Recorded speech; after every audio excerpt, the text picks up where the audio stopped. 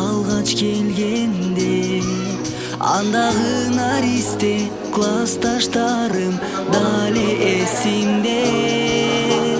Агайлар эжей менен таанышып бирген, мектептин бакчасында ойногон күндөр кайда.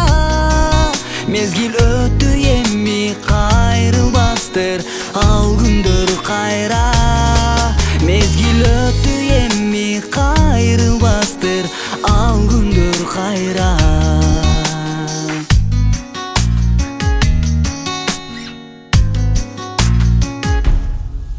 Арадан ай өтүп, жылдар өтүп, жаздын айында сүйүлүр башталып, кат жазышып, керемет алуу бак.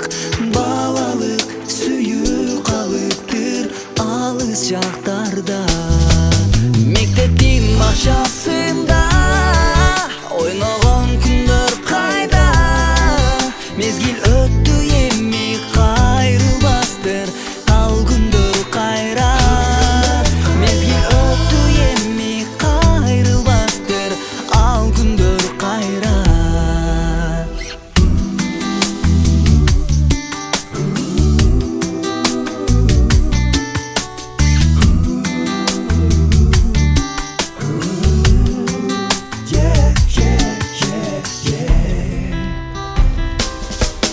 Турмуш өз жолунда кете берет, зымырап куштай. Кайталангыс көз ирмен биз үчүн ошол убак. Мектебин балалыгы өтөр тунук булак. Мектептин бакчасында ойногон күндөр кайда. Мезгил өттү эми кайрылбастыр ал күндөр кайра. Мезгил өттү эми кайрылбастыр ал күндөр кайра. Мектептин бакчасында ойногон күндөр кайда. Мезгил өттү эми кайрылбастыр ал күндөр кайра. Мезгил өттү эми кайрылбастыр ал күндөр кайра.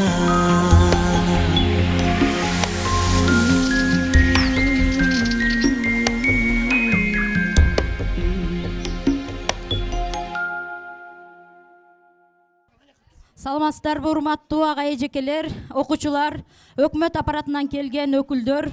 1999 жылы ушул мектептен, ак мектептен турмуштун таңгыр жолуна сапар алган биздин бүтүрүүчүлөр мына 2019 жылы 20 жылдык жолугушууга келип отурат. Жалпыңыздар жолугушууга арналган салтанаттуу аземге куш келипсиздер. 9-чу биздин быйылкы жылкы бүтүрүүчүлөрдү алдыңыздарга чакырып алайлы.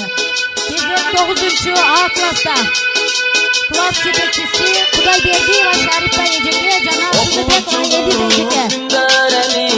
9-чу А класс. Бир кылчайы балалык бизге карабай. Жандаштарым Başlaşabız mektep menen klassdaşlarım. Benim klassdaşım, klassdaşlarım. Ak mektepte birge doğan klassdaşlarım. Bir gün emin mektep menen koştaşabız. Hoş moleni birge doğan klassdaşlarım. Кезек 11-ci класста. Биздин быйылкы жылкы бүтүрүүчүлөрүбүз 11-ci классты чакырып алсак. 11-ci класс жетекчиси Ормонова Шарипа эжеке менен Доктор Алиева Кызбырак эжеке. Максаттарга биз да жетели.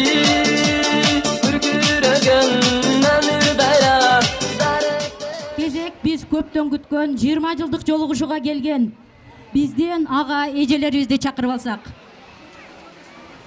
20 жылдык жолугушууга келген ага эжелерибизди чакырабыз. 1-класстан 4-класска чейинки окуткан класс жетекчилери Бапалаева Бүнүс эжеке менен Кудайбердиева Шарипа эжеке. Ал эми 5-тен 11-класска чейин окуткан Сариев Аманилла агай, Мансур Кана агай, 5 минут ордуңуздан туруп кол чаап турабыз. Кол Алпиева чабыңыздар. Чынар эжеке, Талипова Кыздаркан эжекелер. Коштоосунда 20 жылдык жолугушууга келген ага эжелер. Өмүрдүн өрүн көздөй сызганына, турмушту туудай кармап тутканына, 20 жыл болгон тура кыз жигиттер уядан канат кагып учканына. Сиздер күткөн жолугушуу күндөр келди. Кандай сонун окуучулук мезгилдери. Парталарга олтуруп эске салчу классташтар шоктук кылган мезгилдерде. Дагы бир жолу Аман ака.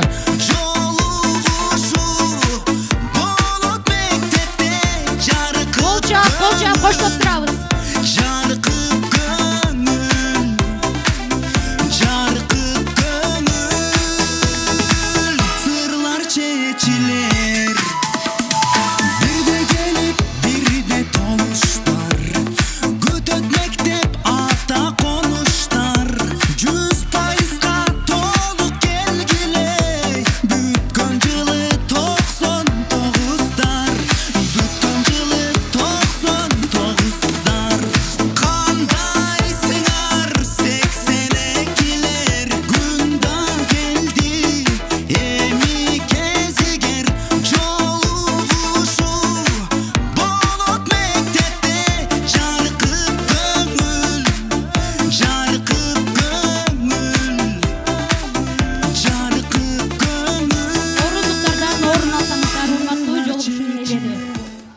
Кош келипсиздер жолугушуу ээлери. Анда эмесе 20 жылдык жолугушууга арналган салтанаттуу аземди ачык деп жарыялайбын.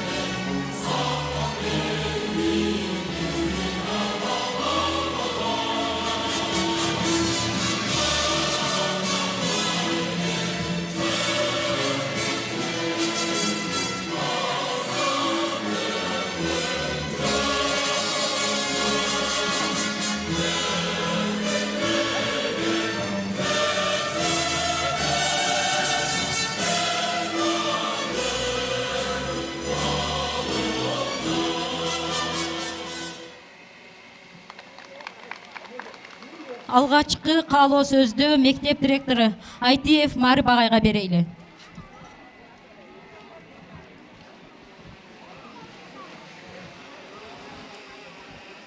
Урматтуу ата-энелер, урматтуу бүтүрүүчүлөр, өкмөт өкүлдөрү, бүгүн бизге 1982 жылы бүтүрүүчүлөрүбүз келип 20 жылдык жолугушууга келип отурушат. Биздин мектепке куш келипсиздер. Урматтуу коноктор, бүгүнкү күндө биздин мектепте 553 окуучу, 42 мугалим, 30 тех персонал эмгектерип жатышат. Жолугушуу деген майрам бизде жыл сайын өткөрүлүп, бул эң жакшы традиция болуп калды десем жаңылышпайбыз. Жолугушууга келген балдарыбыз жыл сайын мектеп үчүн, өзүбүздүн айыл өкмөт үчүн колдорунан келген жардамдарын берип келе жатышат. Атап айтсак, 1978 жылкы балдарыбыз айылга арка жасап беришти. 1979 жылкы балдарыбыз аялдама жасап беришти, өзүңүздөр билесиздер. 1980 жылкы балдарыбыз мектепке, мечитке 400 миңдик жардам беришти. 1981 жылкы балдарыбыз мектепке мини футбол аянчасын куруп берип 1 миллион 200 миңдик жардам беришти. Ошондой эле 1976 жылкы балдар мектепке аккордеон жана жайга навес куруп беришти. Булардын жасаган иштери башкаларга өрнөк болот деп ойлойм. 2014 жылы 14 ноябрда ишке берилген ушул турган мектебибиз 275 орунду. Ал эми биздин окшар өзүңүздөр билгендей 550ден ашык. Ушул тапта ушул мектепке окшарыбыз батпайт. Биз эксимен кылсак да батпайт, ошон үчүн биздин ал жакта эски корпусубуз бар. Ошол корпусубузду ремонттон чыгарышыбыз зарыл. Ошого окшогон бүтпөй жаткан иштер аябай эле көп. Эми урматтуу жолугушка келген меймандар, ишиңиздерге ийгилик. Кайда жүрбөңүздөр, аман эсен болуңуздар. Байрамыңыздар кут болсун. Ошону менен бирге мына быйыл бүтүп аткан биздин ушул мектепте биринчи жолу аяктап аткан 11 классыбызга ак жол. Иштерине ийгилик.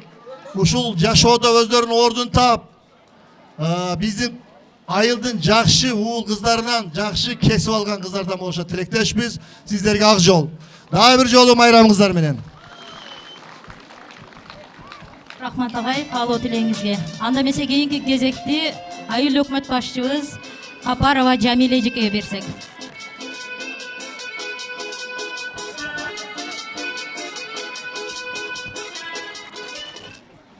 Урматтуу ата-энелер, мына бүгүнкү турмуш сапарына узап бараткан бүтүрүүчүлөр, анан бүгүнкү бизге жаркырап, жайнап, жакшынакай колдорун кургак эмес, биздин роддомубузду ушундай оңдоп, биринчи балдарыбыз ошол жерге төрөлдү эле деп, ушул роддомду оңдоп берип келип турган 20 жылдык биздин эр азамат жигит кыздарыбыз, баарыңыздарды бүгүнкү майрамыңыздар менен куттуктайм. Баарыңыздарга бакубатчылык, ден соолук, мына бизди бүтүп кетип аткан бүтүрүүчүлөрүбүзгө ак жол, окууларында, иштеринде ийгиликтерге жетишкен алдыңкы ушул 20 жылдыктай болуп келип ушул мектебине, эли жерине жакшы мындай көрсөткүчтөрдү көрсөткөн эр азамат жигит кыздардан болсун бүтүрүүчүлөрүбүз. Анан бүгүнкү келген мына 20 жылдыктагы үй бүлөңүздөр менен аман болуңуздар, тынч болуңуздар. Не тилесеңиздер, тилегиңиздерди Кудай берсин. Дайыма биздин Кеңеш айыл өкмөтүн жаркыратып, жайнатып,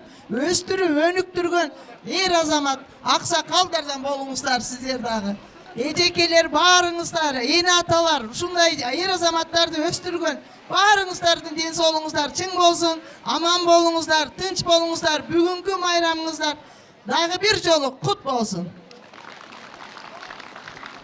Рахмат эжеке. Биздин ушул 20 жылдыктар бизге курбол келбегендиги үчүн биз дагы ушулардыга кичине болсо дагы ыраазычылык баракчалар менен сыйлап коюуну уруксат этиңиздер. 2019 жыл номер 55 буйрук Кеңеш айыл өкмөтүнүн 2019 жылы Кеңеш айыл өкмөтүнүн социалдык инфраструктурасына жакшырышына кошкон салымы үчүн 20 жылдык жолугушууга келген демилгөлүү топту айыл өкмөтүнүн ардак грамотасы менен сыйлоо жөнүндө. Ушундай эле грамота менен Такабаев Тагдырбек Нурдинович сыйланат.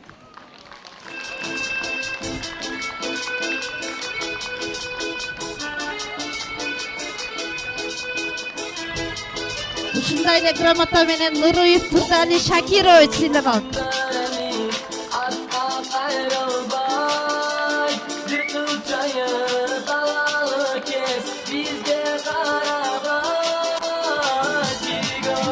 Өнүктүрүү жылында окуткан уясына Кеңеш айылындагы Жапар Ахматалиев атындагы орто мектептин жасалганасына жакындан жардам көрсөткөндүгү үчүн 20 жыл мурда бүтүп кеткен бүтүрүүчү Можиева Динара Абдикаримовна ыраазычылык кат менен сыйланат.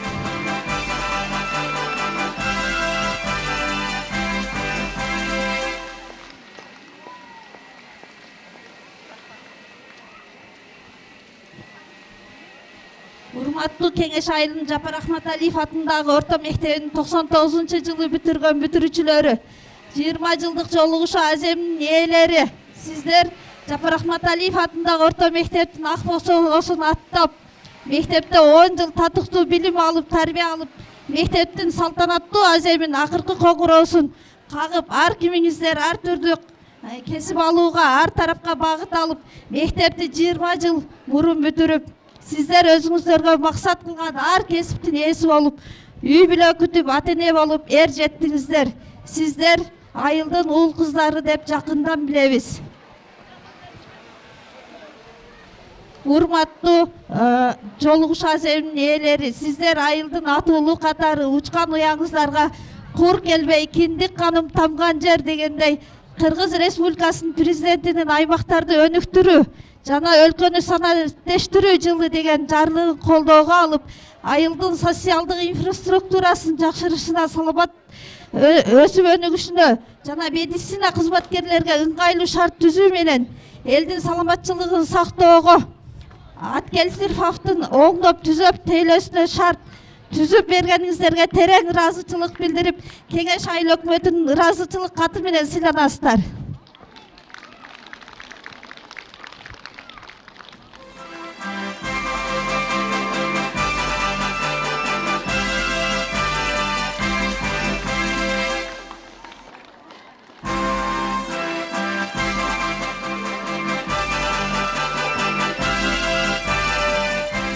Грамотаңыздар кут болсун, дагы бир жолу майрамыңыздар менен. Рахмат, эжеке. Анда эмесе кийинки сөздү ардагер агайыбыз Жунусов Сагынбай агайга беребиз.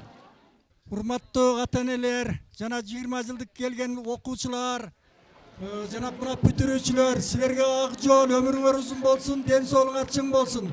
Мына агай эжекелерге мен бир нерсе айткым келет. Мына бир президент болсоң, бийликте аким болсоң, эч качан канча байлык жыйсаң дагы саламатсызбы агай деген сөздү сатып ала албайсыздар. Ошон үчүн эжеке менен агайлар дайым сыймыктанып, ушул агай эжекенин намына жаман нерсе алып келбей, жакшы иштей бериңиздерди каалайм.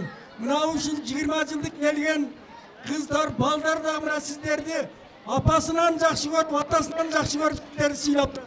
Ошон үчүн ушул жаш балдарга өмүрүңөр узун болсун, ден соолугуңар чың болсун. Алла таалам тилеген тилегиңерди берсин. Ушу эл үчүн, жер үчүн кызмат кылганыңар эч качан унутулбайт. Рахмат укканыңызга. Рахмат агай, каалоо тилегиңизге. Анда эмесе кечирим сурайм алдын ала. 9-11 класстын биздин жолугушуучуларга карата даярдалган концерттик программасы бар эле. Аба ырайына байланыштуу кыскартканга туура келип атат. Эгер туура көрсөңүздөр.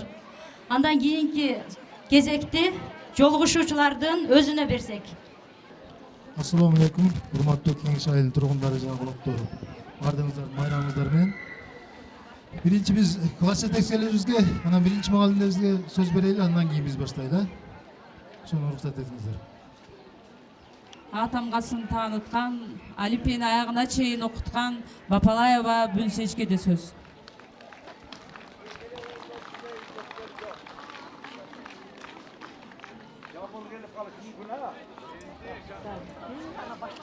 Кичине суу болуп туруп турабыз. Ошо мүнөткө жарым саат. Жакшыңарбы, урматтуу жолугушууга келгендер.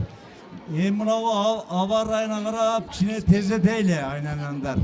Мен мынау айтайын дегеним мына жерге бир басып барып айтып берейин. Бул мектептин турмушу ушундай экен. Ооба, мени окуткан эжеке мына. Биз силерди окуттук. Силер да окута бериңер.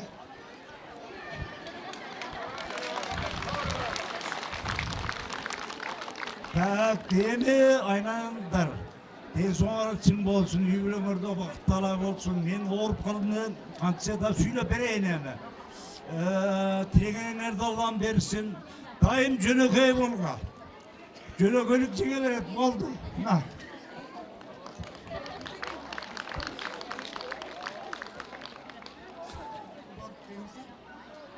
Урматтуу окуучулар, жана ушул 9 класстын бүтүрүүчүлөрү, жана ата-энелер, ушуну көргөн келген ата-энелер, бардыгыңыздарды бүгүнкү 20 жылдык майрамыңар менен куттуктайм.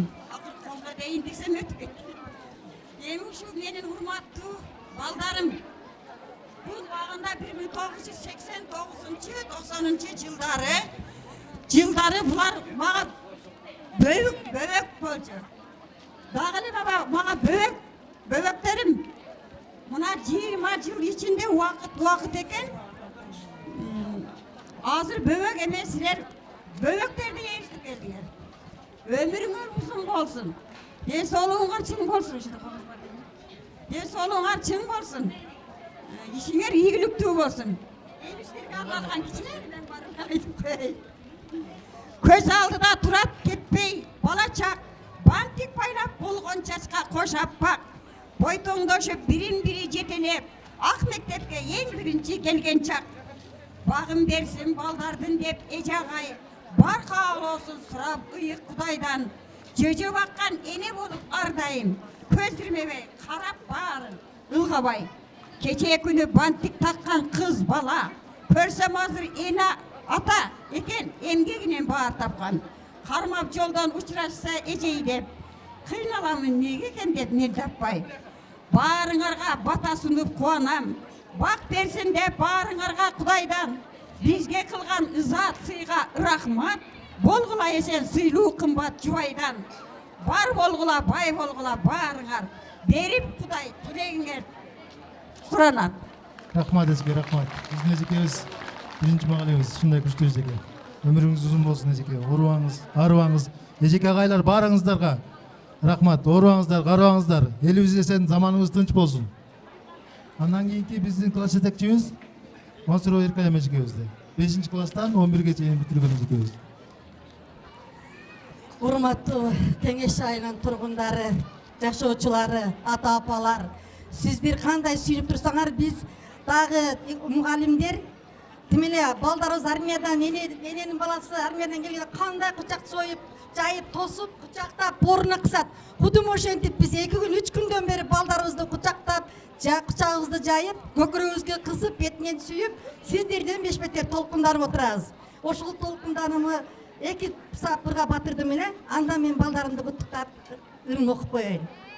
Мына бүгүн айылда той, мектепте чоң салтанат. Күбө бол асман, күбө бол аалам, мугалимдер майдашынен мына бүгүн баркталат. Кубандырып турат мени силер түгөл келгениң, кубандырып турат мени айылыңа салым кошуп, төрөтүйүн жасалгалап бергениң. Сүйүндүрүп турат мени силер бир башыңар көбөйүшүп келгениң. Сүйүндүрүп турат мени сүйүүңөрдөн үй бүлө курап келгениң. Толкундатат дагы мени керилген киши болгон боюңар. Толкунданып тилек айтам, көп болсо экен жашооңордо мына ушундай тоюңар. Суктандырат дагы мени суйкалышкан келин болгон боюңар. Сүйүнгөндөн тилек айтам, дагы ачык болсун, кенен болсун турмуштагы жолуңар. Рахмат эжеке. Майрамыңар шаңдуу, шаттуу, тынч өтсүн. Бар болгула, бактылуу болгула, дагы бир жолу майрамыңар менен.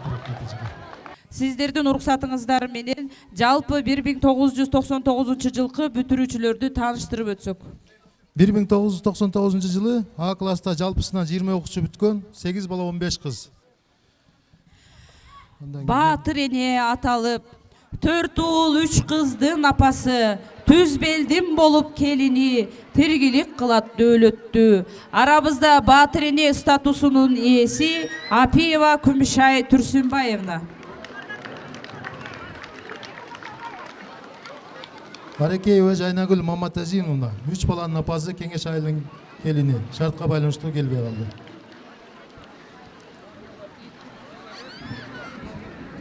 Биз айткандан кийин ордунан тургула келген классташтар.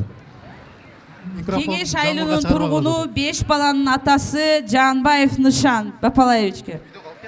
Эмгекчил биздин нышан, эпчил дагы биздин нышан, аяш тандоо жагынан эч кимди алга салбаган да нышан.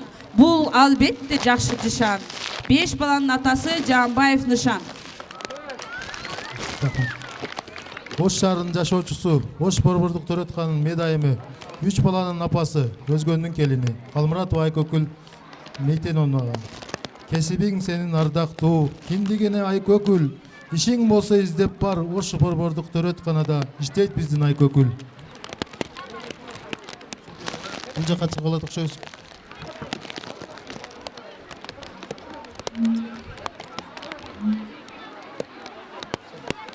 Қалмұратов Тағдырбек Тоқонович. Тағдыр бізге өлгеле, ежекенін уыл еле, қызмат қылып еліне, кеңешімдің көркеле, намысы биік уылыбыз келді мына қайтып еліне.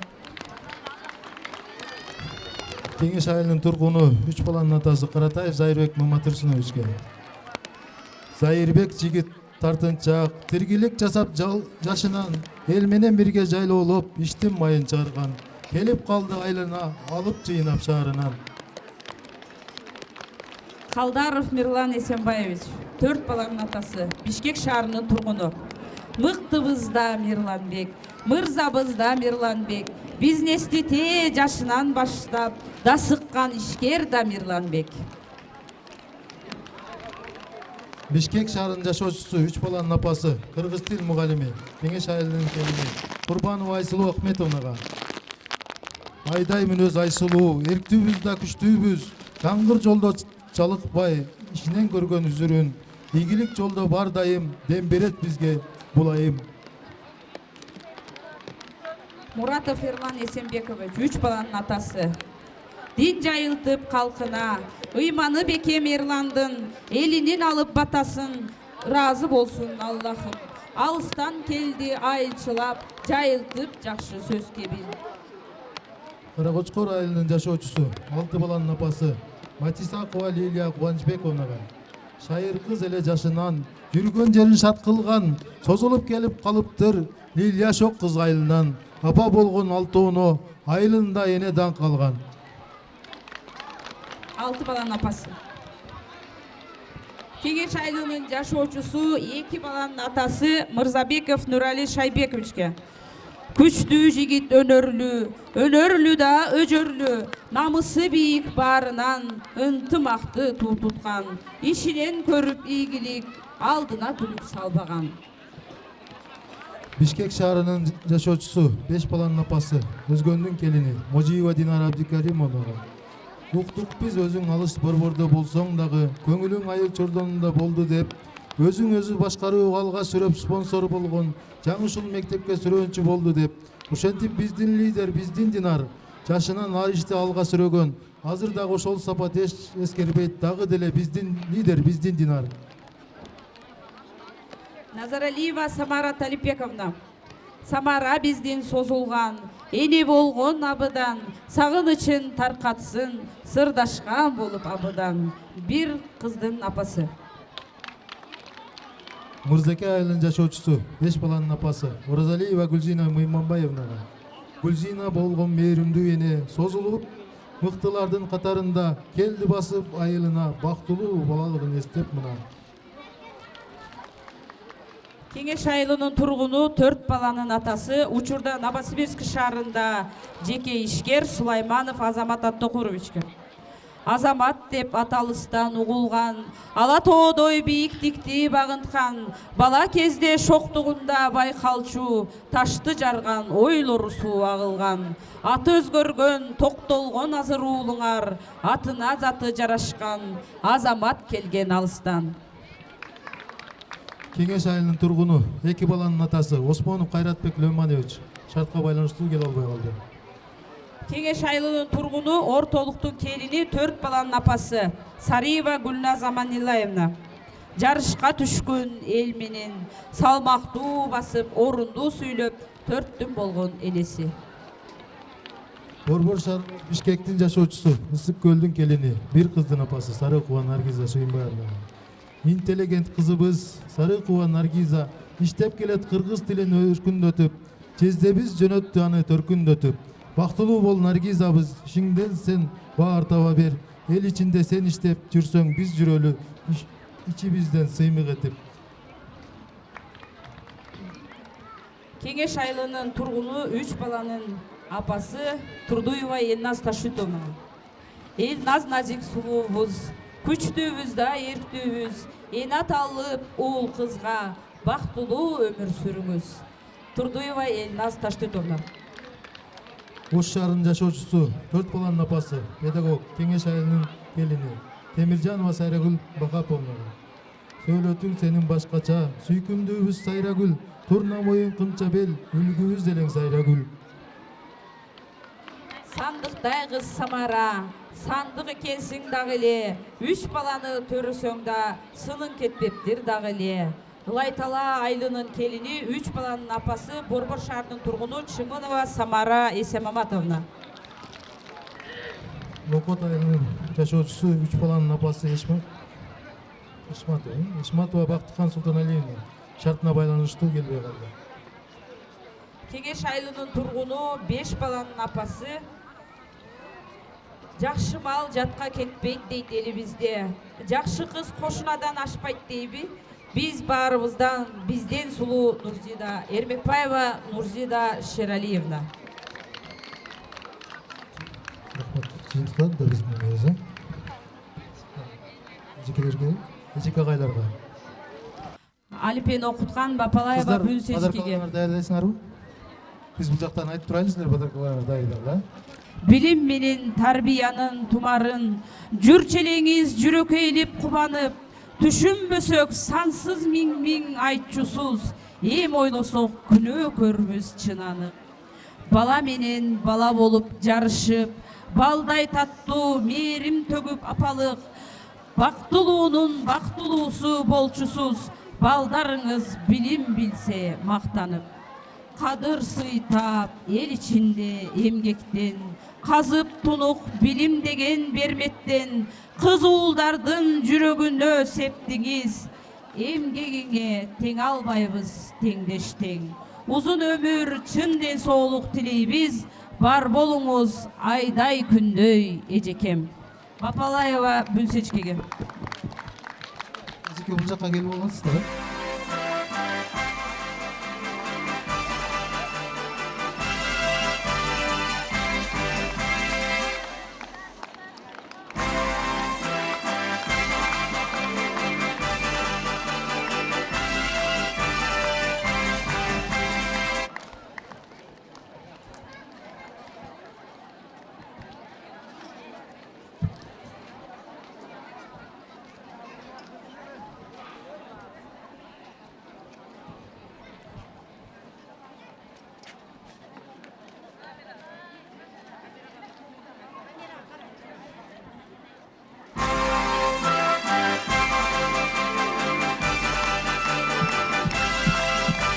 Dilekiniz kutlu olsun Ejeke.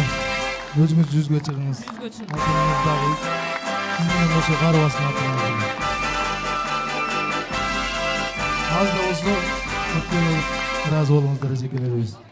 Ejekelerimizge brilliyantda azdık kılat.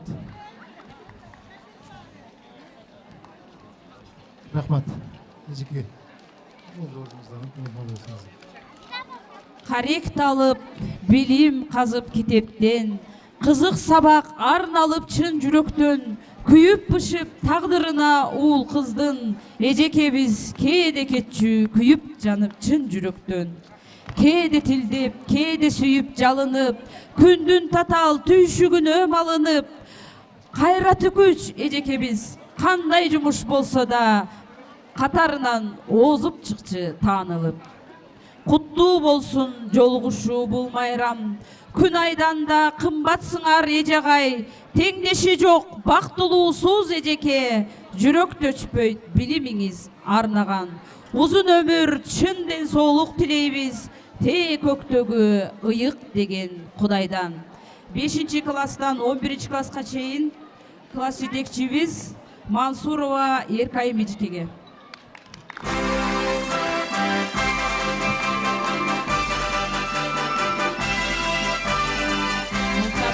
Коштоп турабыз. Эжекебизге балдарыбыз айтмакчы, бриллиант көздүү комплект.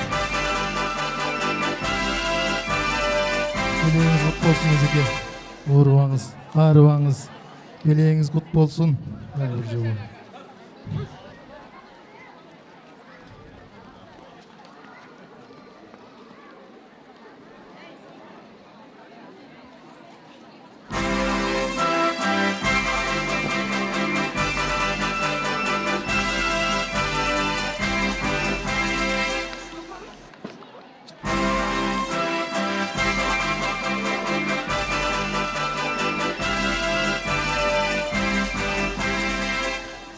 Ejekebizдің гүлін ұмытып қалыппыз. Кешіресіздер.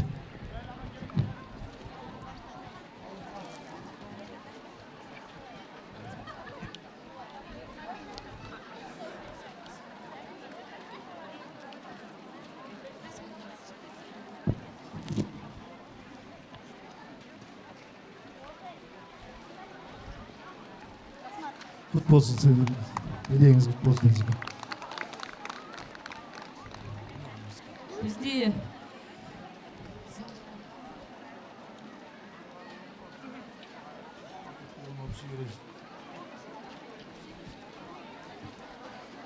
Азыр белекті беріп қойылы, анда мектепке да біз құрғы келбедік еле, аға ешкілер. Неме, құрматты ассалаумағалейкум бардық елімізге айтып кетейін. Ағай өз айтқандай, елімізге жақсы шам болып қалды, салт қатары кетіп отыр. 78 жылдардан бері елдік істі деп атабыз. Ана Құда қаласа емге мындан кейін мектеп өтіп кетсе, мектеп башталып кетеді Құда қаласа. 40 жылдықта может мектепке келіп қалады. Сіз айтқан ремонттарға успеть етіп қалса керек. Анан қолдан келген ішті 300 мыңнан ашты өзі олдар. 350 мыңға жақында барды, роддомға жұмсап, қолымыздан келген ішті жаңылық. Азыр орыстықтар болып қалды. Ошо мурунку жаңылык Тілеубер дейп балдары чогуу бүтүрүп бердик. Азыр дагы бул мектепке кургол келбедик. Ошол аккордеон, анан телевизор, саат болду балдар, ошол нерсени алып келсеңер.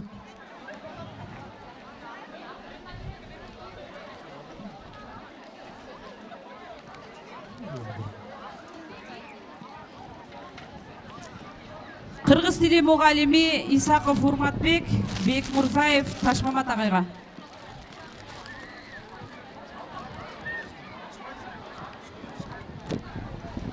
Орус тили мугалими Эминов Эркин, Капаров Абдамит агайга. Чет тили мугалими Шермаматов Бактыгүл Мансурова. Сулайман Азамат досуңуз мектепке демөөрчүлүк кылып 35 мыңдык аккордеон сиздерге. Жақсы қолдауыңыздар. Полицмейстер, немецкий.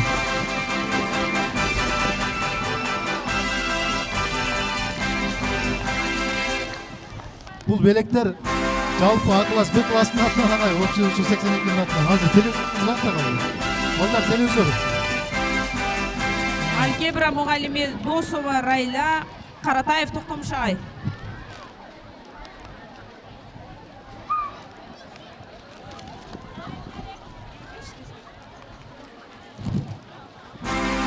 Saatli Ağzı balga Korkulsun Мектепке Бұл роддомдон сырткары иши.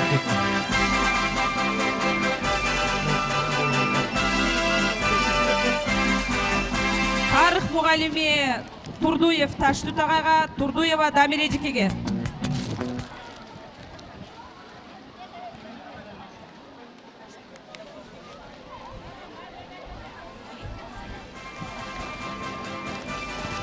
География мугалими Ахматалиев Алмаз агайга.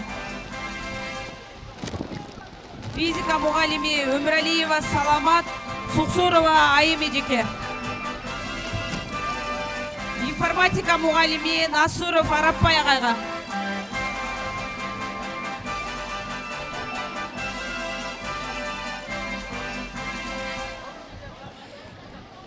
Химия мугалими Тутабаева Гуляйм эжекеге. Биология мугалими Максутова Кайры эжекеге.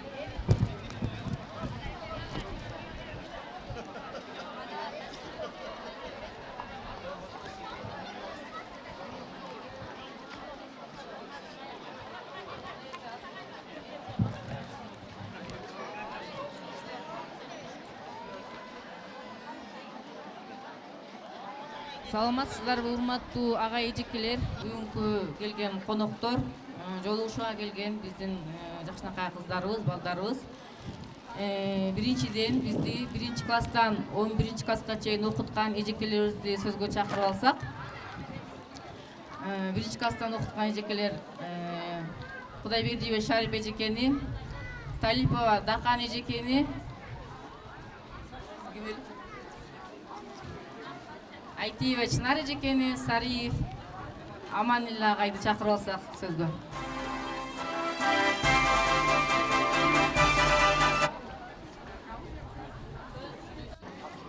Кымбаттуу бүгүнкү биздин 20 жылдык жолугушууга келген алтындай болгон биздин бөбөктөрүбүз кечээ күнү эле биздин алдыбызда мотурайган жаш балдар элеңер. Убакыт деген учкан куш экен. Мына 20 жыл өтүп балдарыбыз өзүбүздөй болуп бүгүн мынантип жолугушууга келип отурасыңар. Не дейбиз балдарым? Силерге чын ден соолук, үй бүлөлүк бакыт каалайм. Тапкан балдарыңардын күнү үчүн тең көрүп, тойлорду кылгыла, жакшы күндөргө ээ болгула. Жолугушууңар жакшы, көңүлдүү өтсүн. Тынч үй бүлөңөр менен үйүңөргө жакшы жетип алгыла. Мен ошону каалайм. Рахмат. Мына айнанаңдар, элдин патасын алып атасыңар Кудай калса. Пата менен көргүлө. Тез жолуңар чың болсун. Рахмат. Биздин менен десеңер рахмат. Урматтуу бүгүнкү жолугушууга келген балдар, кыздарым, силерге биринчиден каалоорум баарыңарга ден соолук, үй бүлөлүк бакыт. Ушу өзүңөр менен өзүңөр болуп, өзүңөрдөн агарып көгөрүп, небере чөбөрөлүү болуп, ар дайым ушу бүгүнкү күнгөдөгүдөй маанайыңар жарык болушуна тилектешмин. Ар дайым жолуңар шыдыр болсун, жолдошуңар кызыр болсун. Бактылуу болгула балдарым, баарыңар. Рахмат эжеке. Саламатсыздарбы, урматтуу калай калк. Мына бүгүн эне сүтү оозунан кете элек балалык оюнга той элек балдарыбыз мына бүгүн өздөрү эне болуп, өздөрү ата болуп келип отурат. Ушул ата энелерге чың ден соолук, узун өмүр, келечектери кең болсун. Мындан ары дагы өздөрүнүн балдарын, жаш мундарды, өздөрүнүн балдарын тарбиялоодо ата энелик милдеттерин аткарып, абдан бир жакшы нерселерди аткарган болсун. Ушул балдарга Алла Таалам бардык жакшы тилектерди, бардык жакшы нерселердин насип этсин. Бактылуу болгула, урматтуу биздин бүтүрүүчүлөр, 20 жылдын жолугушуулары. Рахмат эжеке.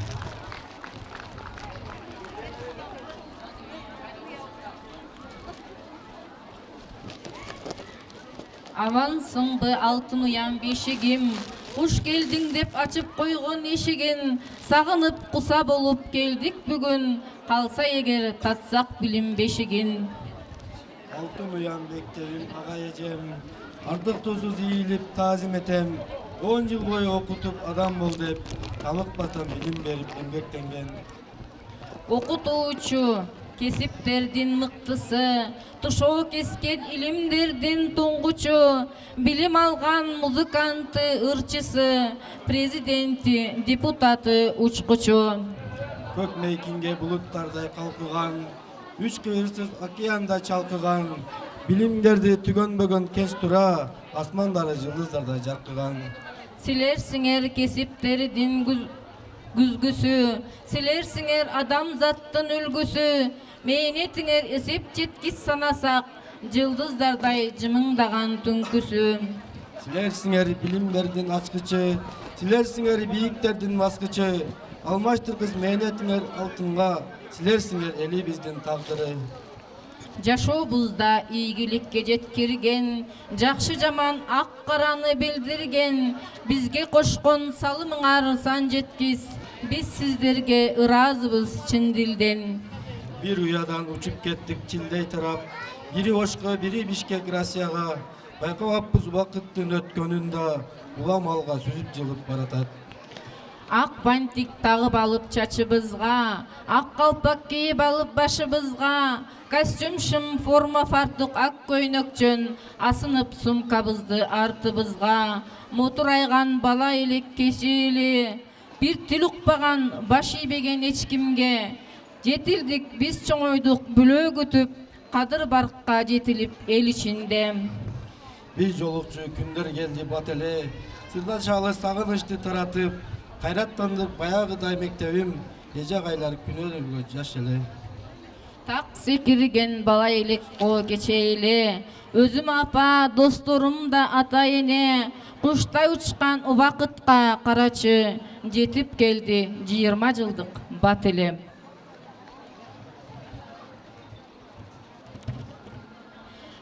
Эми 1999 жылы бүтүргөн бүтүрүүчүлөрдүн Б классынын балдар кыздары менен тааныштырып өтсөк.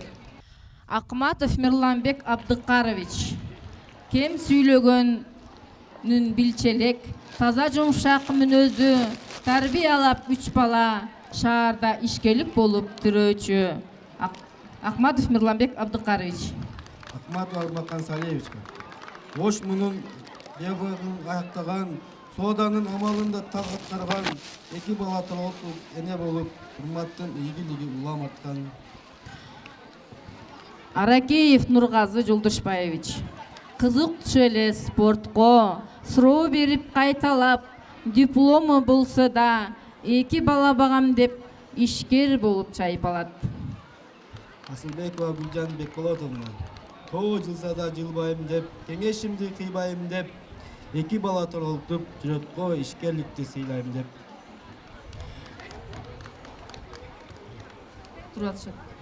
Бердибаев Азизбек Доронбекович. Брюс Лимин дегенин бардыгыбыз билчүбүз, тыкан сулуулугунан тегиз эле сүйчүбүз. Беленова Глипа Абдыбалиевна. Узак турмуш жолунда тага журтун тандаган 4 баланы өстүрүп, жашылыкка калбаган. Жусупбеков Улукбек Асилбекович. Кызыгып жүрүп жашынан ишкер болуп алыптыр, 4 баланы торолтуп, Кудай колдоп, пешинеси жаныптыр. Жабаева Айнур Ахматалиевна. Шайырлыкты ачык мүнөз тандаган, Айнур абы тыккан гана кыз эле, жаш кезинде чеберликти колдонгон, арабызда чыган эле уз эле. Абдрахманов Орунбек Мусаевич. Орунбекти ойлоп көрсөк баарыбыз, көп сүйлөбөй шоктонбогон бал эле, өзгөрүптүр мүнөздөрүн байкасак, бир калыпта кычырайткы дагы эле. Калдарова Тазагүл Тиленбаевна. 4 баланы багам деп, тордон тапкан күнөгүн ишкерликтин арттырып, жактырат деле гүлөнгүн. Нуруев Турдалы Шаканович. Тарыхты да адистеп, кесибин жакшы тандаптыр, 5 баланы кастарлап, ал жактан дагы калбаптыр. Чүтөрова Махабат Жакынбаевна. Негизи деп ден соолукту койгонуң, сураштырып билип алдык эми биз, вактысын таап жаңы талап жеринен 2 бала толтуптур теңибиз. Такабаев Тагдырбек Нурдинович. Көрүнүп жакшы өз жери, кеңешин айтып дайыма, оштошко кокус барса да, туралбай келет сагына, пордон тапты сүйгөнүн, кыйналбай бадагы багына, магазин ачып, эл багат, олтуруп бекем тагына. Ишполотова Дарыгүл Ахматжановна. 6 бала толтуп, Гүланты жерлеген, кесседа кыйын кызыбыз, ичинде жүрөт эл менен. Каратаев Муратбек Абашевич. Таштай албай тоонун суусун абасын, торултом деп 4 бирдей баласын, адептүүлүк жакка октоп кетти деп, динден издеп тарбиянын тазасын, уккан кулак сүйүнүүдө бүгүн да жеңил ашсын, ошол ашуу дабасын. Элишова Назгүл Макамбаевна. Назгүл дагы аракетчил кыз эле, жакшы окуп жаркыратып сүйлөгөн, 4 баланы тарбиялап өстүргөн, жаш муунду географияга үндөгөн. Кылычев Тоялы Мамат Кадырович. Жаш кезинде шок балдардын бир эле, мектепте эле сыйлачу эле кыздарды, үй бүлөлүү бир баланын атасы, тыңдыгына эч ким жетпейт дагы эле.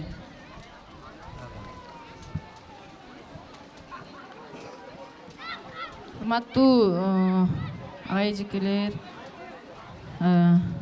жолугушууга ушу келбей калган биздин бир 5 кызыбыз келбей калды эле, ошолордун атын атап койсок. Иранова Гүлгакы Токтосуновна Өзгөн шаарына турмушка чыккан 2 баланын энеси, Бишкек шаарында тегүүчү болуп эмгектенет.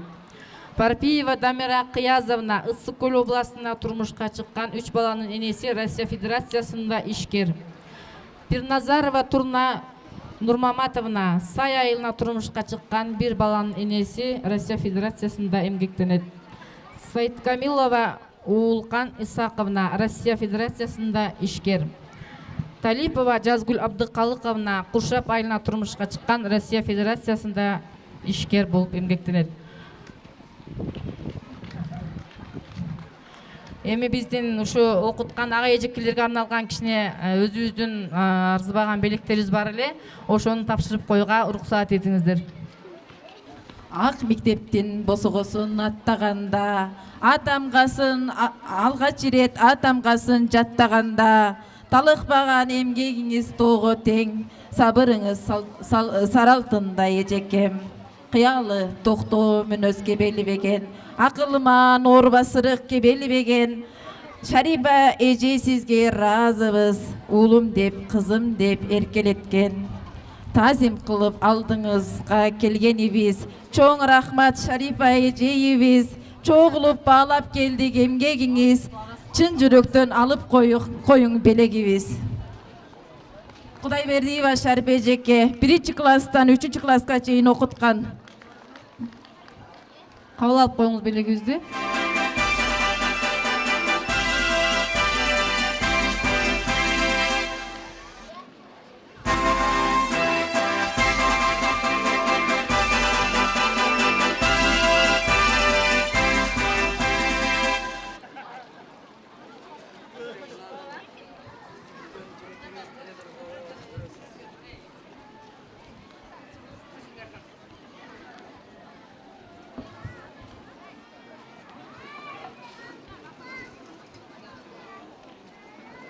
Анда эмесе 3-класстан 4-класска өткөндө бизди окуткан Талипова Такын эжекебизге кадам таштап.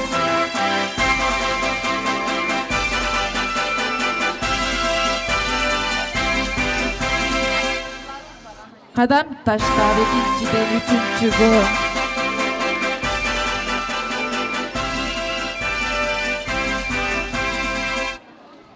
Кадам таштап 2-ден 3-гө. Такан эже күтүп алды күлүмсүрө. Мамилеси акырын аяр эле, түшүндүрүп билбеген нерсебизди түшүндүрүп берерге даяр эле. Сүйгүн деп жаратылыш кен байлыкты, сактагын коргогун деп бүт жандыкты, коштуруп кемиттирип көбөйтүрүп үйрөттүңүз бүт бардыкты. Разычылык айтабыз деп биз келдик. Белегибиз болсун сизге эстелик. Уул кызым мага берди деп унутпаңыз бизди дайым эскерип. Рахмат сизге Такан эжеке. Чын дилден сизге ыраазыбыз.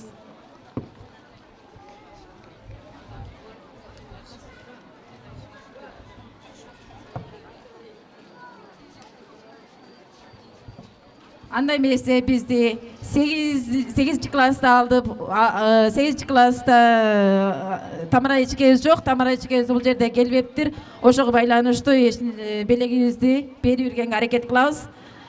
8-класста биз Айтиева Чынар эжеке сизге арнаган ыр дестебиз. 8 бүтүп 9га келген чакта өспүрүм ойнокураак башталганда Чынар эже чыдадыңыз баарыбызга, мүнөзүбүз жаман жакшы жагыбызга. Тил укпай тентек курак малыбызда, кенебей сөз укпаган чагыбызда, жүрүш туруш бейлибиз сабыр кылып, эжейибиз болдуңуз го жаныбызда. Биз үчүн канча нервди короттуңуз, баш оорутуп ден-соолукту жоготтуңуз. Инерция кубулушту физикадан теориясын Альберттин окуттуңуз. Рахмат эжеке сизге. Чын жүрөктөн кабыл алып коюңуз белегибизди.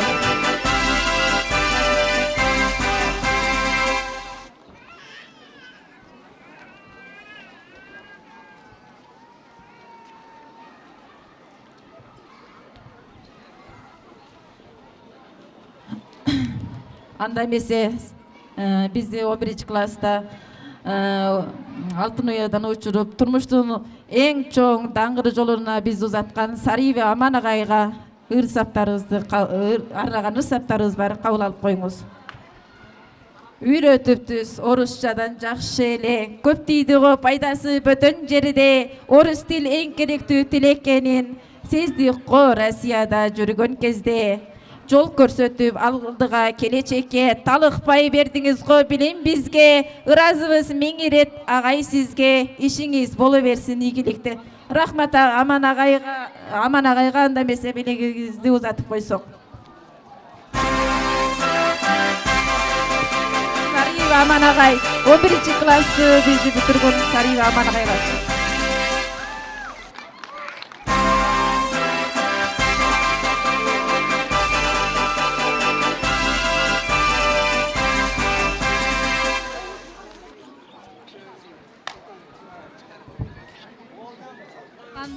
Шарипа эжекебизге арнаган дагы бир ырыз бар эле. Ошону аттап берсек. Беделова Гулипа ырдайт.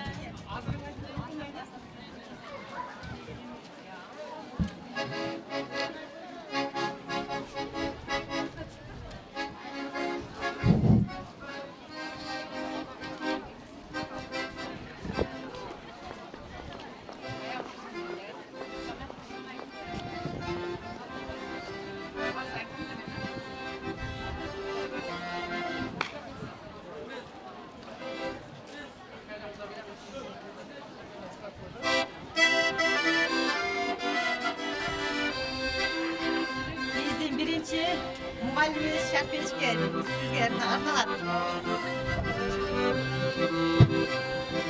Ejeki bizge atamnaсын үйрөткөн, билим берип элиңди сүрөткөн. Эрите менен эрте келин сабакка, ар бирибизди санап чыкчу бири-биринен. Erite menen erite gelir sabaka, al birizdi sana çıkçu birbirine.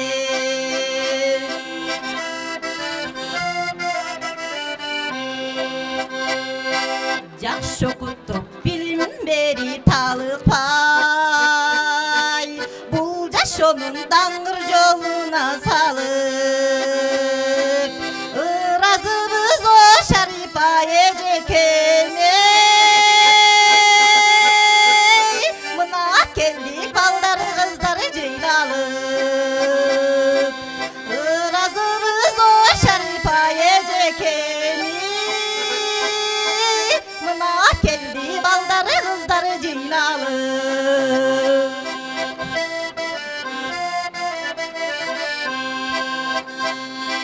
Талык бастан эмгектенип тайыма, окуттуңуз далай балдары кыздарды. Каратайбаңыз о Шарипа эжекеме, жүзгө чыгың дагылайын. Каратайбаңыз о Шарипа эжекеме, акам менен жүзгө чыгылайын. Акам менен жүзгө чыгылайын.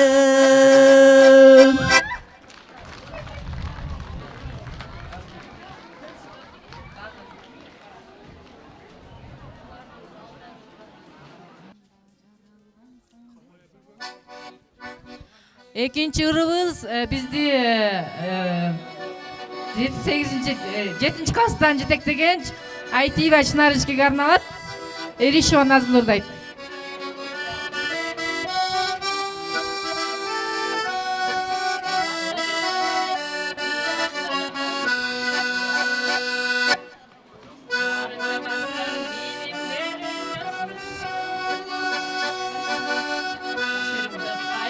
Чынары кылган эжеке, чарчабастан билим берген сиз бизге. Арбаңыз о Чынара эжеке, жанын үрөт бизди үрөткөн сиз эле. Жанын үрөт бизди окуткан сиз эле.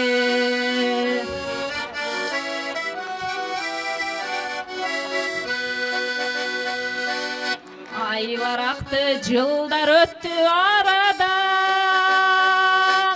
биз жолукчу күн дагы келип жетти.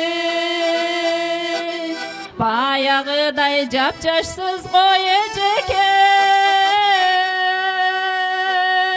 Чынар эже сизге берсин оматты. Ой эжеке сизге берсин sizge bersin omatty.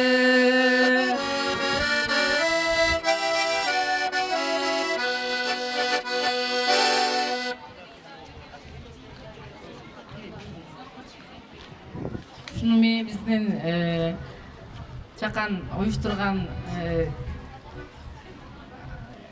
аяқтады. Hoş gelipsizler, barыңızдар. Балдардын келинчектери жолугушууга келген эжелерге белеги бар экен. Тапшырып койса. 82-жылкы балдардын келинчектеринин кыздарына болгон белеги.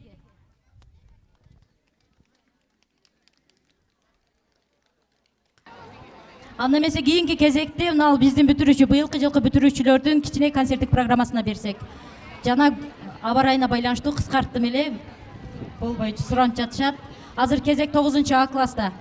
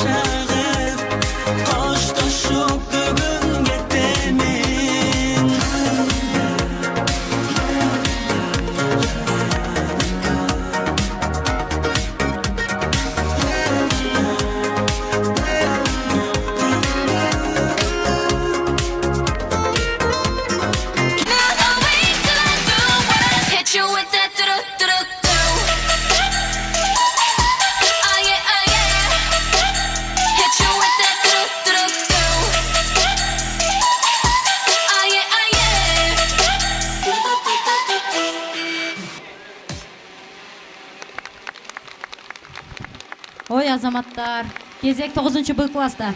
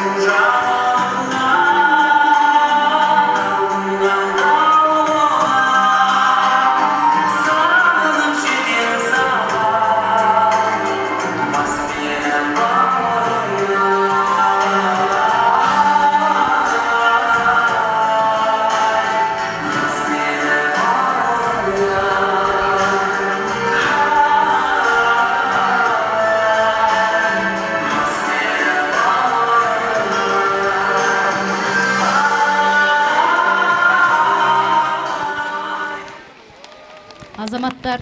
Анда эмесе кезек 11-класста биздин бүтүрүүчүлөрдө.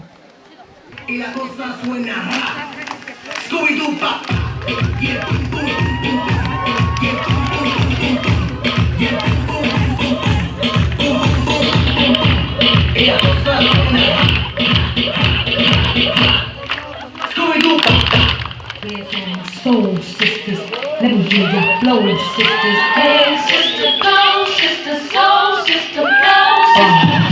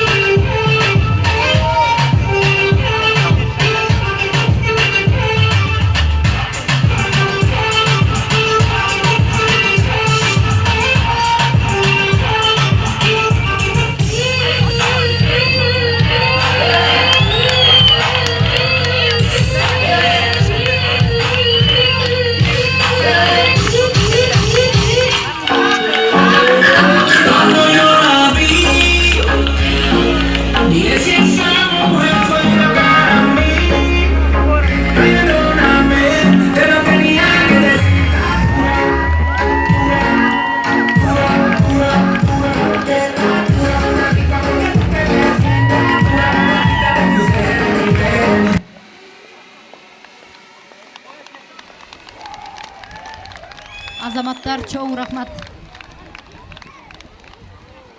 Анда эмесе ушуну менен бардык программабыз аягына чыкты. Акыркы сөздү кайра мектеп директоруна берсек.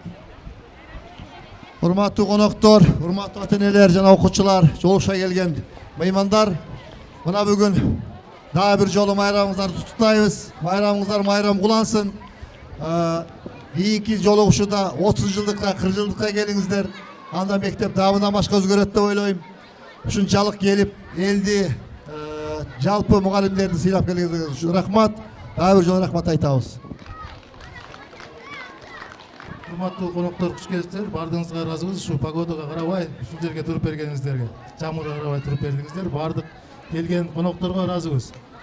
Анан ага эчкелер жалпы коллектив ыраазыбыз сиздерге. Ошентип бардык нерсени линейканы кызыктуу кылып 9, 10, 11 бийлерин даярдап берипсиздер, рахмат. Анан линейка кичине шартка байланыштуу кыскарып кетти.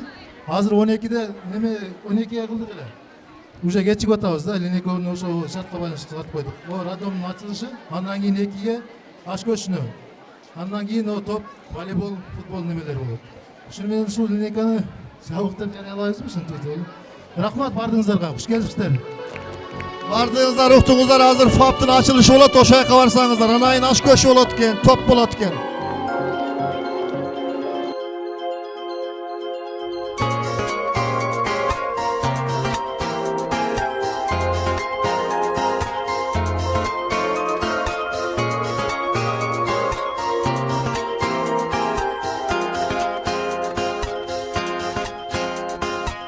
актай кагаз алганмын, ак кайык жасаганмын.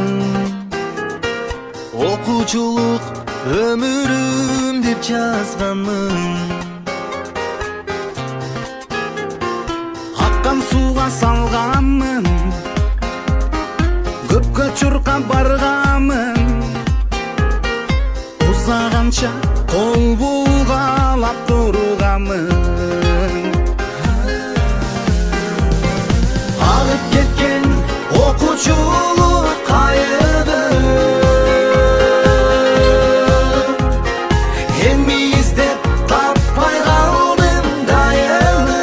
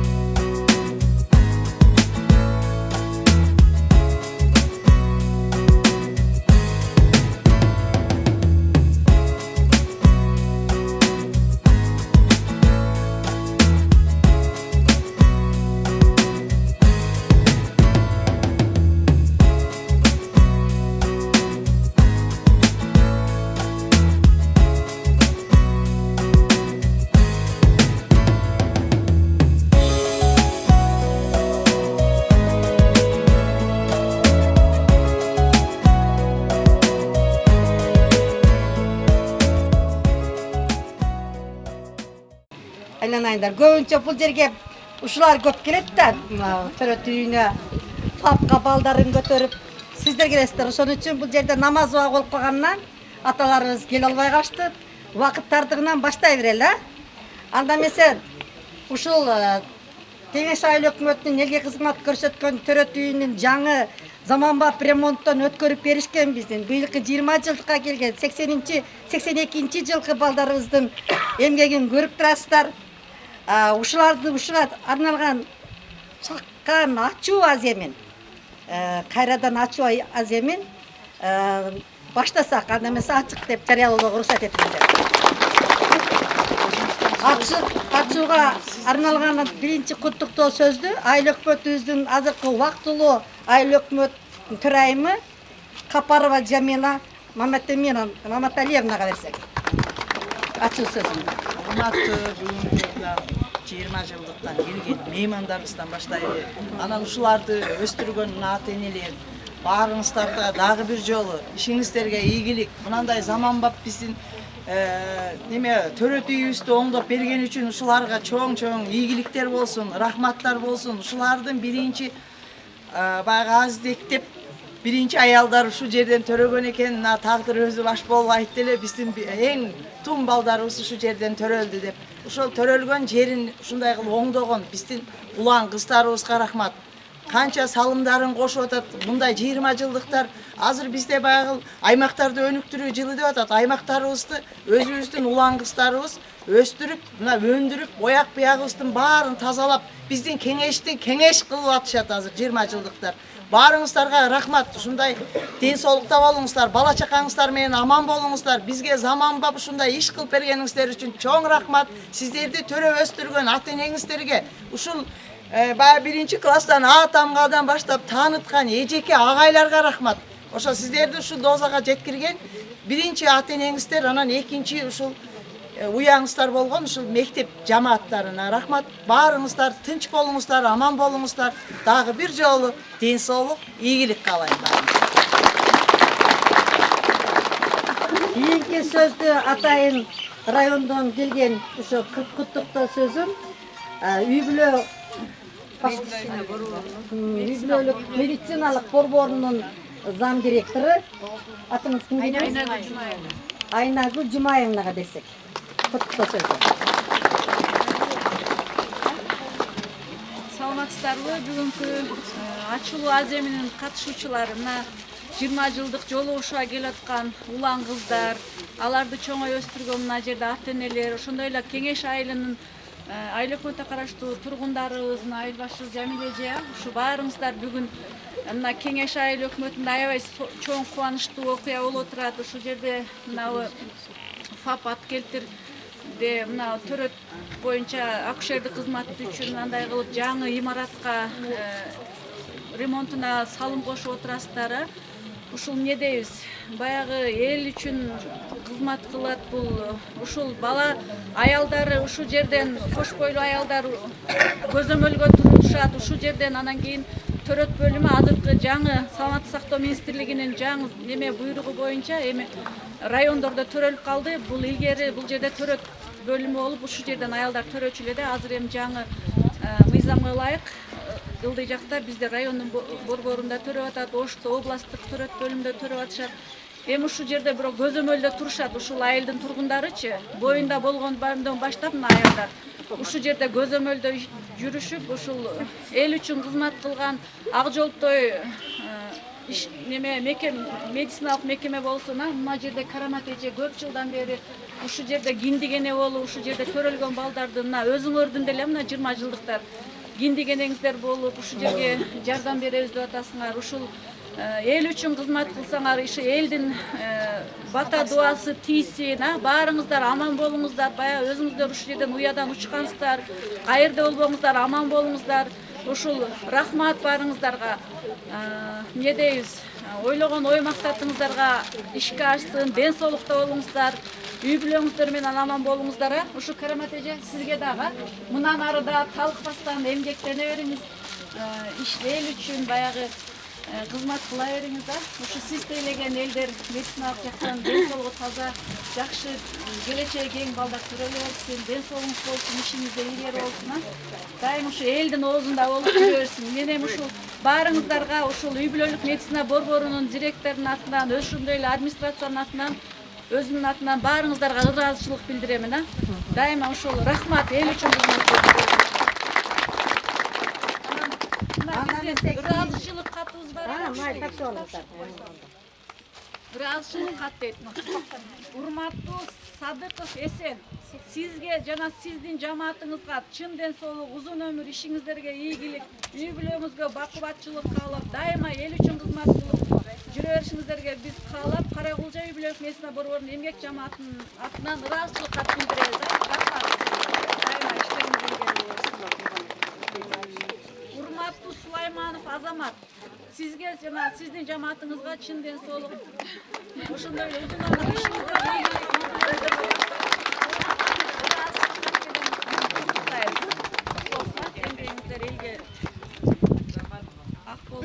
рахмат. Урматтуу Мырзабеков Нурали, сизге жана сиздин жамаатыңызга чын ден соолук, узун өмүр, ишиңиздерге ийгилик каалап, Каракулжа үй бүлөлүк медицина борборунун эмгек жамаатынын атынан ыраазычылык.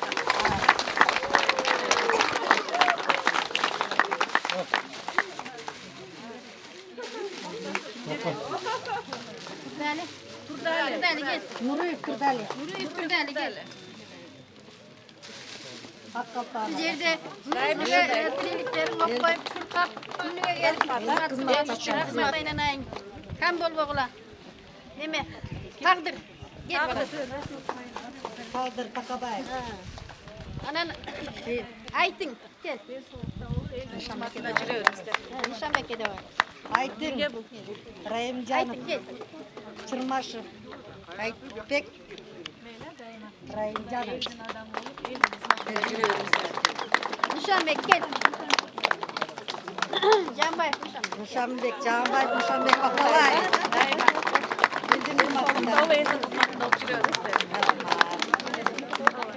Сыйлығыңар құт болсын. Сыйлығыңар құт болсын менде. Ыраазычылык сөзүн ушул төрөткананын элдин киндик, элдин балдарынын киндик энеси Ахматалиева Караматканга берсек. Ыраазычылык сөзүн. Нече эле төрөтүп отурайган ушул балдарымды төрөт ушунчалык сүйүнүп, энесинен эки бөлөк кылып алдым деп, ушулардын өмүрүн тилеп отурган балдарым ушунчалык чоң эрежеге жетип, бизге ушу чоң ишти жасап, эл үчүн кызмат кылып жатканыңарга мен ушунчалык ыраазы болуп толкунданып атам. Рахмат айнанайым.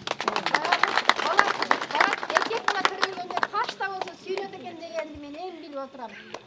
Бул эң практически мына көрүп атабыз. Кашта болсо сүйүнөт экен, ушу мени жылдырып коет экен деп азысыңар ушунчалык ремонт жасап, өзүбүздүн төрөлгөн жерибиз, кимдикканыбыз тамган жер деп ремонт жасап, кайрылып келгениңерге рахмат. Анча адамдардын сөзүнө да кулак салбай келип жасаган ишиңерге рахмат айнанайын. Ден соолугуңар болсун, өмүрүңөр узун болсун, бакубат жашоо болсун үй бүлөңөрдө. Ынтымак болуп тынчсыздар. Ниетиңерге жеткиле айнанайын. Сиздер бактылуу болуңар баарыңар. Рахмат. Айтканыңыз келсин эчке. Кийинки куттуктоо сөздү кыздардан барбы? Ыраазычылык билдирип койгула балдарыбыздын аткарган иштерине. Келипсиздер. Ушу бүгүн жакшы иш бүтүп, ушу биздин балдардын күчү менен төрөтүү жаңыланып, заманбап ак көйнөк кийип берилип, мына пайдаланууга берилип отурат. Ушу жалпы кыздардын атынан ыраазычылык билдиребиз балдарга. Ушундай салт бар экен, ушул салт жакшы салт экен. Ушундай жакшы иштер бүтө берсин, айлыгыбыз өнүгө берсин. Ооба, балдарга ыраазычылык билдирип коебуз кыздардын атынан. Кийинки дагы ыраазычылык сөзүм Кеңеш айыл өкмөтүнүн катчысы Алмаз Маркеловге берсек. Саламаттарбы, жалпы эл, ата-энелер, урматтуу бүгүн Кеңеш айылын өзгөчөгө бөлөп турган жолугушуу ээлери, анан коноктор, мына медицина кызматкерлери, бүгүн Кеңеш айылын аябай шаңга бөлөп көптөн бери күтүп аткан оюңар ишке ашып, жол кошуп отурасыңар. Айрыкча баса белгилеп жатырсыңар, айылдын инфраструктурасын биздин ушундай жолугушууга келген эр азаматтар жылдан жылга биздин ушул кем жактарыбызды бүтөп толуктап, жаңылап кетип атасыңар. Силерге ошо ден соолук каалайбыз. Өмүрүңөр узун болсун. Айда болбогула. Үй бүлөңөр менен бакубат жашоо каалайбыз. Жолуңар болсун. Билип атабыз, баарыңар эле азыр үйдө жашоону билип турабыз, сыртта болуп атасыңар. Ошол жакта кызырым колдосын силерди. Ушу кандай ниетте болсоңор ишке ашсын. Анан айрыкча бүгүн ушу күндү күтүп аткан ушу жолугушуу ээлери мына көптөн бүтүп, биз силерди билчелек окутканбыз дагы. Ошол маалда ушундай ниет кылсаңар керек, бир жакшы жолугушуп, элдин биз керегине жарайбыз, эртең бир кесиптин ээси болобуз деп. Мына ошол оюңар ишке ашып турат. Мына күткөн күнүңөрдө келип, жөн эле келбей, кур келбестен учкан айыңарга айылдын ушул бир жагын бир көтөрүп кетели деп, мына чындыгында айыл өкмөтүнүн бюджети чакталуу эле. Силер да биз бир жагыбызды аябай жакшы көтөрүп, салымыңарды кошуп келатасыңар жылдан жылга. Мына роддомубуз көптөн бери төрөтү ушу эскилиги жетип, ушундай ремонтту талап кылып атты эле. Мына келип бир жаркырата жакшынакай жаңы көйнөк кийгизип, келген элдин дагы ооруп келген адам сүйүнүп кете турган кылып, жакшынакай заманбап кылып ремонт кылып бердиңер. Бул силердин эбегейсиз бир чоң кошкон салымыңар. Анан эми ушул жерде мына азыр Карабатчы айтып кетти. Ушу киндигене жер, ушул жерден мен ойлойм силерден төрөлсөңөр керек. Ошол жерден жакшынакай болуп ата-энени сүйүтүп кеткенсиңер, мына ишке жарап калсаңар. Эмне дейбиз? Мындай жөрөгө боло берсин. Бул эле эмесилердин биринчи кошконуңар болсун. Мындан бияка да ишиңер ийгиликтүү болуп, дагы көп ушу айылдын ичине экономикасын көтөргөн салымыңарды кошуп жүрө берлер. Бүгүнкү байрамыңар жакшы, тузу, көңүлдүү өткөрүлгөн. Рахмат. Андан кийинки дагы ыраазычылык сөздү Доктор Сыдыков атындагы 20 жылдык жолугушууга келген окуучулардын атынан Ажы Маматовага сөз берсек.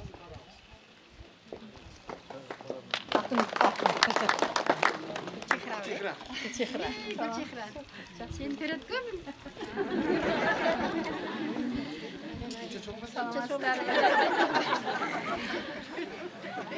Баарыңыздар менен саламдашайын. Амансыздарбы, урматтуу ошол биздин Жилпром айылынын тургундары. Ошондой эле жалпы сагынычтуу 20 жылдан кийин сагынып күткөн биздин классташтар, кыздар, балдар, баарыңыздарга сагынычтуу салам.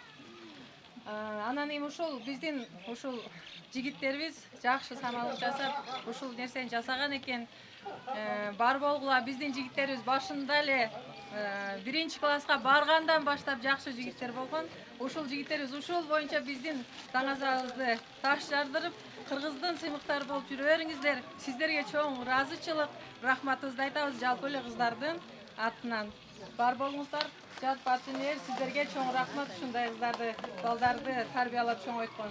Сиздерге чоң Энелерге рахмат. Энелерге таазим. Рахмат. Мен атын қойып бердім еле ушул кызды. Сен көбүнүн атын койсоң керек дагы адашып. Сиңдимин аты Гүлчехра эле деп ошону коюп берген элем. Рахмат. Анда эмес акыркы жыйынтыктоочу сөздү, Балдардан бирине берин, биз дагы бир мактап. Ошо мактанып. Анда эмес ушу өздөрүнө берейин балдардын Мырзабеков Нурали Шайбековичке. Жоқ, келер. Бұлар екі сөйледі болды. Мақтан олайлы деп атпаймын. Ассаламу алейкум, бардыңыздар. Амансыздар. Біз де бір тамашалашып мақтан олайлы. Неме, не десеге, мұналарда адаби тілде сөйлей албасақ дағы сөйлейбекші. Бұл немені раддомды. Жаңылық менен түлөөр дейіп чогуу бүтүрүп атабыз, билсеңиздерге, канча билбегендерге айтып коелу. Мына жылда жолугушуу 2 мектеп 2 башка өтчү. Быйыл биригип ушул нерсени бүтүрүп, караматча айткандай анча адамдар болот экен, байкал адамдар болот экен. Бул жерде төрөгөндөн эмне кылат, ондай эмне дегендер да болду. Төрөгөнсө азыркы келиндер келип, Чыгылса элге пайдасы тийип атат экен да. Ушул нерсеге келсин. Анан кийин караматча өзүбүздүн мамайынебиз. Бизден баштап 2011-жылга чейин турат. 81-ден. Жок, 81-ден аягында эң акыркы. 13-жылы. 2011-ге чейин эсептегенде 30 жыл болот экен. 30 жылда жылына 100ден адам эле төрөткөндө 3000 деген адамдын умайын эскен да бул караматчачы. Ушул эжебиз ушул жерде пенсияга чыксаң ыстык суу менен колун жууп, креслода отуруп, компьютерде отурсун деп ошол нерселерди алып берип, мынаны колдон кесипчи ремонттоп бердик. 350 миңге жакындадуу балдар ушундай болду, Ошол нерселерди айтып деп алайлы, кааласаңыздар кирип көрсөңүздөр болот. Ушул караматчада бизден пенсияга чыксаң ушул жерде заманбап медицинский кресло алып бердик, аппак. Ноутбук, принтер, ксерокопия, ысык суу, муздак суу чыгат могул жерден колун жуугандарга. Биздин өрөөндө жок нерсени жасап койду да. В общем, мына жаңылык менен түлөөр дейт. Биримдикти билгиздик балдар. Кудай кааласа биз жашыбыздан көрөбүз. Ынтымактабыз. Анан энелер баардыгыбыз сиздерге таазим кылабыз. Сиздерге ыраазыбыз. Бизди төрө ушул убакка жеткизген сиздерсиздер. Анан айыл өкмөткө, мугалимдерге баарына ыраазыбыз. Кудай кааласа мугалимдерге айтабыз го баягы. Буга келгенде дагы өчүп мына 40 жылдыкка мектепке өтөттүрүбүз может. Канча может наразы болуп атса эми билбейбиз, бизге айтпайт да. Анан жок эле кыздарга белектерин жардам берип бизге мугалимдерге неме кылышты. Андан кийин мына келин балдарыбызга, аяштарыбызга. Булар баары жокто 2 жылдан бери кызматта. Анан баардык элге ушинтип келип берип, баардыгыңыздарга ыраазыбыз. Тынч болойлу. Элибиз эсен, Элибиз өнүгө берсин, рахмат. Себеріңіздерге біздің күлі Тынч болойлу.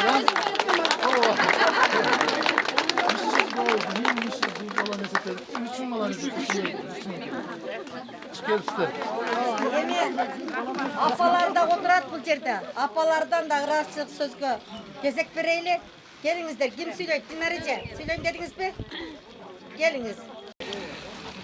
Саламатсыңарбы, ателер, балдар, кыздар, бүгүнкү майрамыңар менен куттуктайм.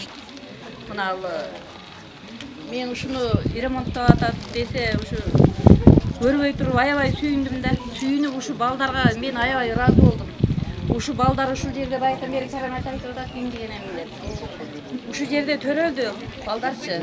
Ушу балдарга мен ушу ден соолук каалайм, умурлары узун болсун. Балдарым рахмат чоң. Ушундай дагы жакшы иштерди кылып жүрө бергиле. Каерде болсоңор ушу ден соолугуңар болсун, кыздар, балдар. Рахмат ушу силерге ушундай ишти көрсөттүңөр.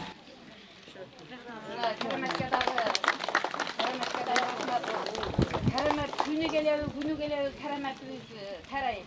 Караматтын дайым ден соолугу болсун, иштери боло берсин. Тагдыр иштерине ийгилик. Ушул жака төрөй турган нерсени эсинден алсаңыздар. Эми Караматты дайым эле сыйлайбыз. төрөткөндө деле саласыңар го, эми да салып атасыңар. жолугуңу куттуктайбыз. Эми балдар, акыркы сөздү мен сүйлөп жыйынтап коюна, айланайын окуучуларым. Мынантип элиңерге, жериңерге бир иш кылган болсоңор, Кудайым миңдеп берекесин силерге берсин. Дайым ушу берүүчү кол болгула. Кудайым ошого жеткирсин. Соопчулук өзүңөрдөн ашып, соопчулук иштерди аткарганга Кудайым жеткирсин. Рахмат мынантип 2 күндөн бери, 3 күндөн бери эртең дагы мынтип дагы айылыбызга шам кошуп, той кылып, дасторкон берип, чай берип, батасын алып, ийилип атасыңар. Ошол баталар силерге кабыл болсун. Бир иш аткарсаңар силерге миңдеп Аллахым берекесин берсин. Эсен болгула, бар болгула, кошконуңар менен кошо карагыла. Амин. Тең арып, Кудайым бак карасын, кыдырдарсын. Батан бак болсун, кылган ишиңер савап болсун. Аспанда Кудай калыс болсун, душманыңар ат болсун. Амин. Өзүңөргө кут болсун, башыңарга бакыт болсун. Амин.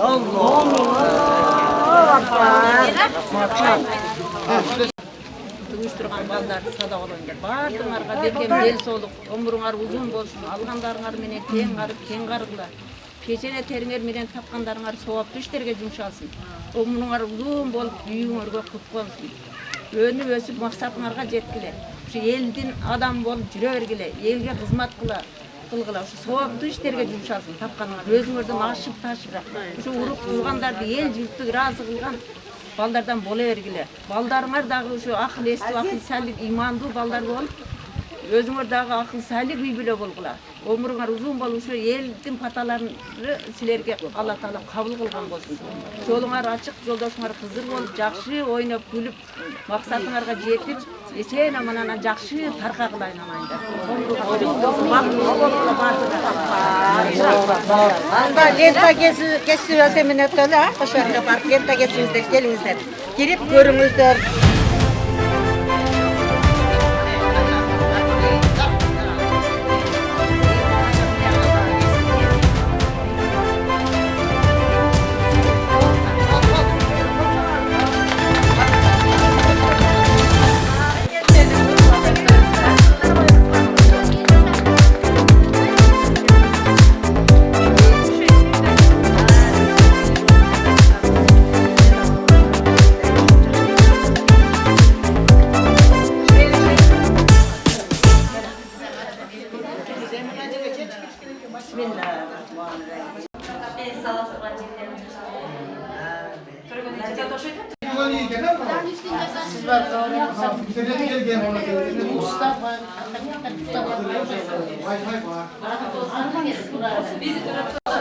Kimlerden şarkı yok, bazı soruyorlar.